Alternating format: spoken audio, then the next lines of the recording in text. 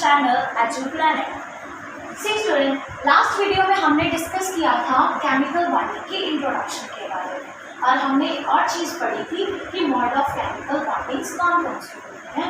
तो literally we discussed about two bonds like ionic bonds and another is covalent. इस video में हम discuss करेंगे आयनिक बॉन्ड्स के बारे में। So let's start the video now. Ionic bonds वो होते हैं जिसमें हम इलेक्ट्रॉन्स का कंप्लीट ट्रांसफर करते हैं। लाइक सोडियम है और क्लोरीन है, इनमें क्या होता है, एक आयनिक बॉन्ड होता है।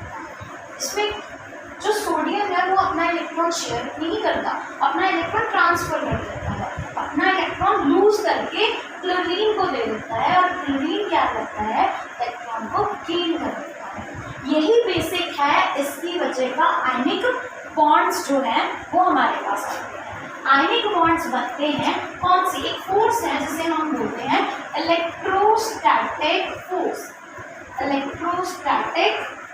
फोर्स। उसकी वजह से हमारे पास क्या आते हैं, आयनिक बॉन्ड्स आते हैं। तो इलेक्ट्रोस्टैटिक फोर्स कहाँ पे एग्जिस्ट करेगी, जहाँ पे हमारे पास क्या होगा, एक पॉजिटिव चार्ज एक नेगेटिव चार्ज। दो चार्जेस जब एक कांटेक्ट में आते हैं, एक दूसरे के पास आते हैं, तो उनके बीच में कॉलम्बिक फोर्स ऑफ अट्रैक्शन, जिसे हम इलेक्ट्रोस्टैटिक फोर्स ऑफ अट्रैक्शन भी बोलते हैं, वो एग्जिस्ट होती है। इसीलिए इसको हम और क्या दूसरा नाम बोलते हैं, इलेक्ट्रोवैलेंट बॉन्ड्स। आयनिक बॉन्ड्स को और क्या कहा जाता है, इलेक्ट्रोवैलेंट बॉन्ड्स। तो एग्जाम्पल लेके डिस्कस करते हैं हम आयनिक बॉन्ड्स को with the example of NaCl। आप सबने सोडियम फ्लोराइड के बॉन्ड के बारे में सुना होगा कि ये कौन सा बॉन्ड होता है, आयनिक बॉन्ड होता है। तो बनता कैसे है, देखो जो सोडियम है उसमें क्या है, 3s1 configuration, valence electron. Neon की कॉन्फ़िगरेशन अटेन कर सकता है by losing one electron from its valence shell. जो वैलेंस शेल है वो कौन सा है, इसका 3s1। दैट मीन्स कि सोडियम के जो वैलेंस शेल है उसमें कितने इलेक्ट्रॉन्स हैं, सिर्फ एक इलेक्ट्रॉन। तो सोडियम क्या करेगा, अपने से एक इलेक्ट्रॉन को लूज कर देगा। लूज करेगा तो क्या बन जाएगा गाइस, ये बन जाएगा सोडियम पॉजिटिव। अगर ये सोडियम पॉजिटिव बन गया तो ये कौन सी कॉन्फ़िगरेशन को अटेन करेगा, for sure it attains the configuration of neon. ये नियॉन की कॉन्फ़िगरेशन को अटेन करता है। हमने पहले ही वीडियो में डिस्कस किया था कि जो नियॉन की कॉन्फ़िगरेशन है, जो सोडियम पॉजिटिव ने अभी अटेन की है, बहुत ज़्यादा स्टेबल है। क्यों, क्योंकि हमारी जितनी भी नॉर्मल गैसेज हैं वो बहुत स्टेबल होती है। तो इसने कौन सी कॉन्फ़िगरेशन को अटेन कर लिया, नॉर्मल गैस की कॉन्फ़िगरेशन को। तो ये स्टेबल होने के लिए, ठीक है। Next term is chlorine. Chlorine में क्या है, आप इसके बैलेंस इलेक्ट्रॉन्स देखो, NH2Np5।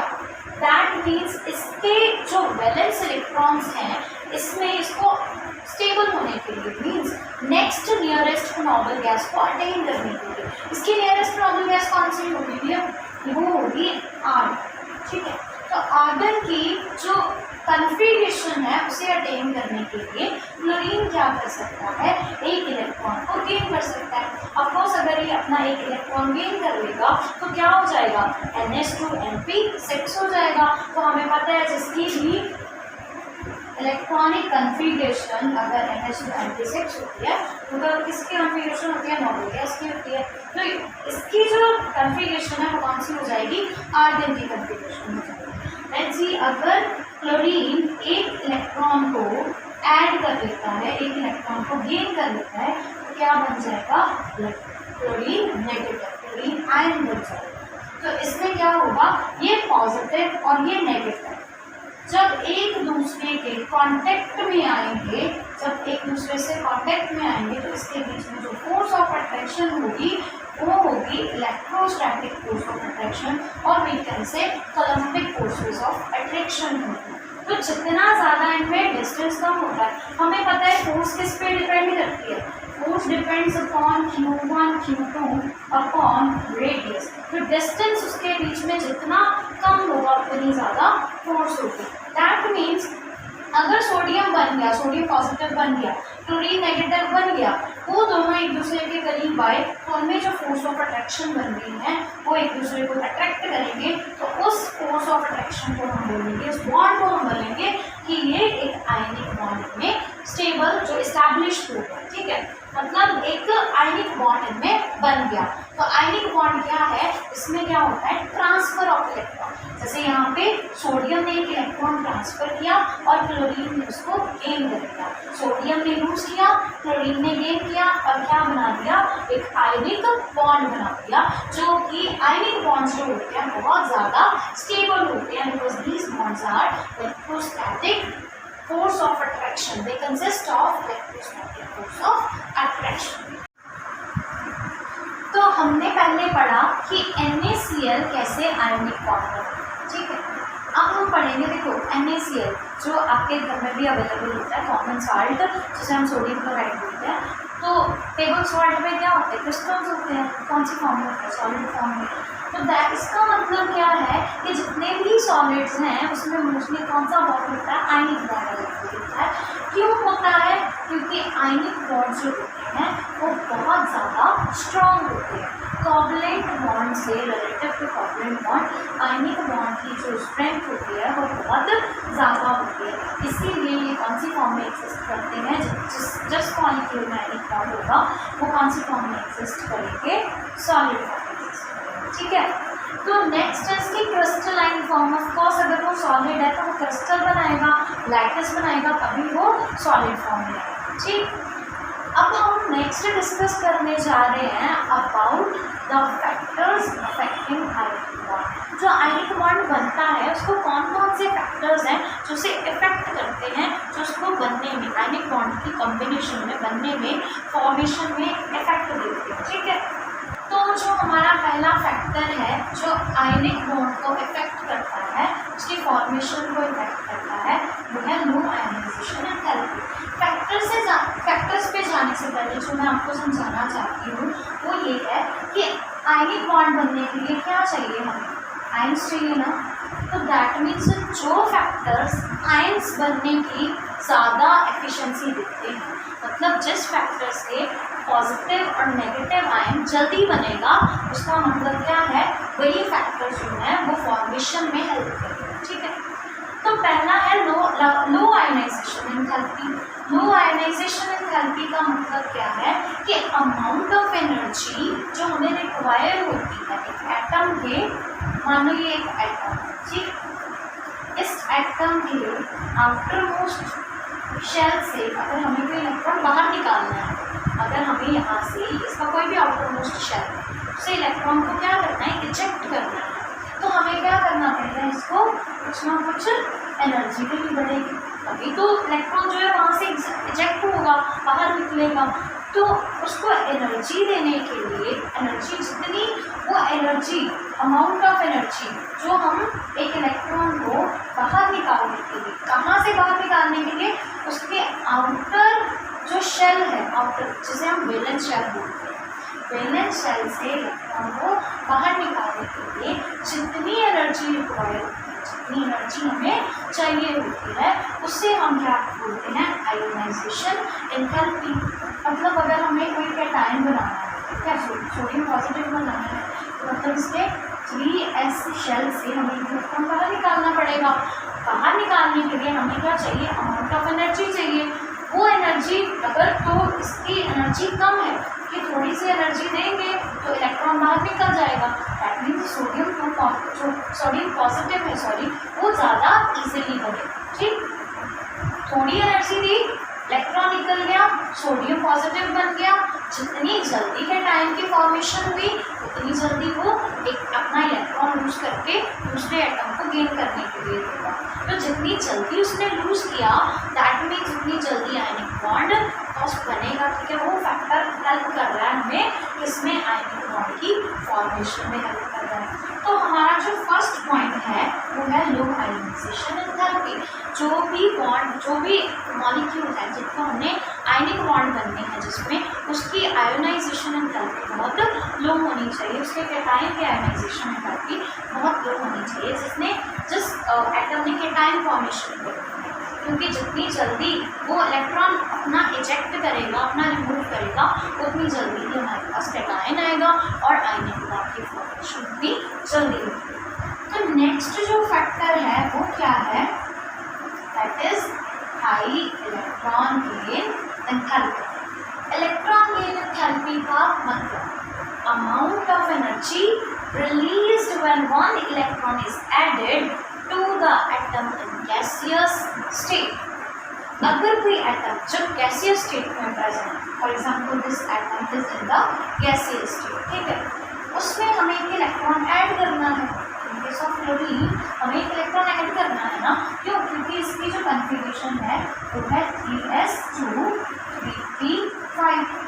तो नॉर्मल गैस की कॉन्फ़िगरेशन अटेन करने के लिए इसे क्या चाहिए, एक इलेक्ट्रॉन चाहिए। तो इसकी इलेक्ट्रॉन गेन एंथैल्पी जितनी अमाउंट ऑफ एनर्जी जो है हाई होगी, मतलब जब हम इसमें एक इलेक्ट्रॉन ऐड करेंगे, जितनी ज़्यादा एनर्जी जो एलिमेंट है वो रिलीज़ करेगा, उतनी ज़्यादा स्टेबिलिटी हमारे पास, उतनी जल्दी हमारे पास ये आयन की फॉर्मेशन, ठीक है। मतलब क्या है इसका कि मान लो अगर हमें इस एटम को इलेक्ट्रॉन गेन करवाना है, तो गेन करवाने के लिए हमारे क्या होगा, जब इलेक्ट्रॉन गेन होगा, इसके बैलेंस शेल में इलेक्ट्रॉन ऐड होगा, उस टाइम पे जो अमाउंट ऑफ एनर्जी रिलीज होती है, अगर वो बहुत ज़्यादा है, एनर्जी रिलीज बहुत ज़्यादा है, मतलब वो लोअर एनर्जी स्टेट में जा रही है। मिनिमम एनर्जी स्टेट जो होती है वो स्टेबल होती है। हमने अपनी लास्ट वीडियोस में भी इस चीज़ को पढ़ रखा है कि जितनी ज़्यादा एनर्जी कम होगी उतनी ज़्यादा स्टेबिलिटी आएगी। तो यही फैक्टर यहाँ पे अप्लाई हो रहा है कि जितनी हाई इलेक्ट्रॉन गेन एंथैल्पी होगी उतनी ज़्यादा जल्दी हमारे पास एनायन फॉर्म होगा। मान लीजिए हमें इलेक्ट्रॉन, इसको क्लोरीन को गेन करना है, तो इसकी इलेक्ट्रॉन गेन एंथैल्पी बहुत हाई है, इसीलिए क्लोरीन जो है वो बहुत जल्दी एनायन में कन्वर्ट हो जाता है, नेगेटिव चार्ज बहुत जल्दी अटेन कर लेता है, जिसकी वजह से आयनिक बॉन्ड जो है जल्दी बन जाता है, ठीक है। तो दूसरा फैक्टर क्लियर है सबको कि हाई इलेक्ट्रॉन गेन एंथैल्पी होनी चाहिए। इलेक्ट्रॉन गेन एंथैल्पी है क्या और हाई क्यों होनी चाहिए, that is clear. You can write it also, आप लिख सकते हो इसको अपनी कन्वीनियंस के लिए, आपको ज़्यादा याद रहेगा। तो नेक्स्ट जो फैक्टर है जिसे हम डिस्कस करने वाले हैं वो है हाई लैटिस एंथैल्पी। मतलब हमने बना दिया वो आयंस, सोडियम पॉजिटिव भी बन गया, इलेक्ट्रॉन जो है वो गेन हो गए बाय द क्लोरीन, क्लोरीन ने अपना नेगेटिव आयन भी बना दिया, ठीक। सोडियम पॉजिटिव जो क्लोरीन है वो नेगेटिव में, दोनों अवेलेबल हैं हमारे पास, क्लोराइड आयन और सोडियम आयन। अभी क्या है, इन दोनों को क्या बनानी है, लैटिस बनानी है, ठीक। तो लैटिस एंथैल्पी क्या चीज़ है, amount of energy release when free ions combine to form one molecule. जो फ्री आयंस हैं वो कंबाइन करके एक मॉलिक्यूल बना, ठीक है। जैसे यहाँ पे सोडियम पॉजिटिव है और उसमें क्लोरीन नेगेटिव, कंबाइन करके क्या बनाते हैं, Cl बनाते, तो उस टाइम पे जब वो एक बॉन्ड बना रहे हैं, उस टाइम पे जो एनर्जी उसमें से रिलीज हो रही है, सोडियम पॉजिटिव क्लोरीन नेगेटिव से NaCl का जो क्रिस्टल बनते हैं, जितनी एनर्जी रिलीज हो रही है उसे हम क्या बोलते हैं, लैटिस एंथैल्पी। कोई भी दो आयंस जो है पॉजिटिव और नेगेटिव, जब एक दूसरे के पास आएंगे तो लैटिस को फॉर्म करेंगे, लैटिस बनाने में जितनी एनर्जी रिलीज होगी उस एनर्जी को हम बोलेंगे लैटिस एंथैल्पी। देखो जब उन्होंने कंबाइन होना है उससे पहले वो फ्री स्टेट में होने चाहिए। Free ions combine to form one mole of crystal, मतलब फ्री आयंस है, उन्होंने क्रिस्टल बनाना है, फॉर्मेशन हो रही है, किसकी, क्रिस्टल की हो रही है। आयंस से ये क्रिस्टल है, मतलब ये गैसियस स्टेट में हो सकता है, ये भी गैसियस स्टेट में हो सकता है, बट जो आपका क्रिस्टल बनेगा वो किस स्टेट में होगा, सॉलिड स्टेट में होगा। तो जो सॉलिड स्टेट में हमें क्रिस्टल बनाने में जितनी एनर्जी रिलीज हो रही है, जितनी वो कम एनर्जी करेगा, देखो एनर्जी कम करने के लिए अपनी वो हमेशा कंबाइन करते हैं, तो उसकी एनर्जी उतनी ही कम तब होगी जब वो क्या करेंगे, एनर्जी को अपने आप से रिलीज करेंगे, ठीक है।